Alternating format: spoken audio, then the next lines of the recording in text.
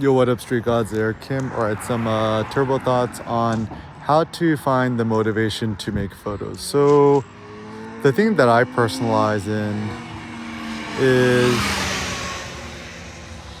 motivation in photography. So, the question is, how can you find motivation to always be shooting, right? ABS. So, first and foremost, get a Ricoh GR3, Ricoh GR3X. If you're not sure which one to get the 3X because it's better. I rate the image quality. It looks like 40% better than the Ricoh GR3, and also I prefer the 40 millimeter focal length over the 28. Yeah, it's a good idea. So it also shoot just a small JPEG, only JPEG, high contrast, black and white, etc. And just shoot it all. I mean, I think the big problem is we constrain ourselves in terms of what we photograph. So, for example, you could just shoot it all. Like macro mode is incredible. Shoot your receipts, photograph your receipts. Don't use your iPhone. Use a Ricoh GR3, 3X, macro mode. Photograph ingredient lists in the back of the food you eat. Photograph price tags. Photograph selfies of yourself. Even shoot selfie videos of yourself topless flexing. And then later you could actually just screenshot the images for your own personal references. And just spend as much time outside as humanly possible. I mean, my thought is if you just spend 12 hours a day outside walking around for 12 hours a day and you had a Ricoh GR3X, how can you not find inspiration to shoot, right? The power is in your legs. And get off social media, get off the Instagram. I think Instagram is for losers, right? Like Jay-Z said, right? You got 1 billion streams, I got $1 billion, right? It's like, you got 500,000 followers, I got $500,000, okay? So, yeah, social media is bad for inspiration because you end up becoming a slave to your followers and you don't shoot to please yourself, you shoot to please other people. A more robust way to share your photos is through your own blog, right? Bluehost.com, install WordPress.org, start blogging today. Tell them EK sent you. Turn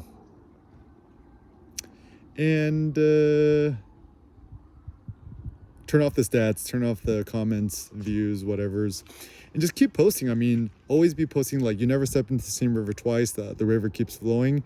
And it's funny because, like, we think of live streaming like these gamers, right? I think we should treat photography like live streaming, is that you're just always streaming images and the blog. And my personal ambition with my blog is that whenever somebody opens my blog, hopefully they reload it as often as they reload their Gmail. They'll always find something new. And also know that, ultimately it doesn't really matter what you shoot with. Even if you shoot with your iPhone or whatever, totally legit too. You just have to find the tool that you most prefer. And I think in the context of everything,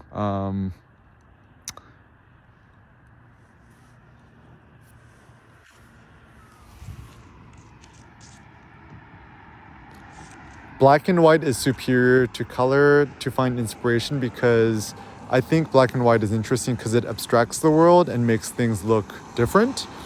And when you see things that look different, that invites you to photograph because it makes you more curious. Also, tip 2, if you want to find more inspiration to shoot, have a kid. If you don't have any kids yet, you and your partner, your wife thinking about it, just go for it, bro. Go for it, bro. If you have any regrets, just blame me. You guys join the PDC, the Proud Dads Club, right? Ever since Sen was born, I'm like the most productive I've been photographically in my life. I shoot at least 300-400 photos a day without even trying. And it's good. Kids don't like being at home, they like to be out and about. So I've actually been spending more time outside the house, going on adventures, making photos, etc.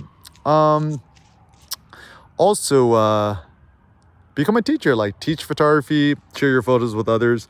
Doesn't matter how much or little experience you got. I like the saying is one teaches, two learn. And the benefit of sharing your photos and teaching is that you could even start making photos as an example for what to photograph. And even sometimes, often when I'm blogging, it gives me a chance to digest my photos and figure out what they mean. And I really do think that the more productive you are photographically, the happier you'll be. And this is kind of a controversial point, but I actually think that the more you shoot with your standalone digital camera, ideally your camera could just fit in your front pocket, right? Oh, pro tip, you want some good pants, get the Lululemon License to Train shorts. Just get the ones on clearance. I got these faded Zap, quite like the hype. Also, the GoPro Hero 10 in my front pocket whenever inspiration strikes. And yeah, and I think, know that, I mean, just think about it. It's like, how do you stay inspired to make photos until you die at year 120 years old? Keep traveling, keep going. Even if you're in the boring burbs, right? Just go to the local mall. Like, I love going to the Irvine Spectrum and shooting like mall street photography, right?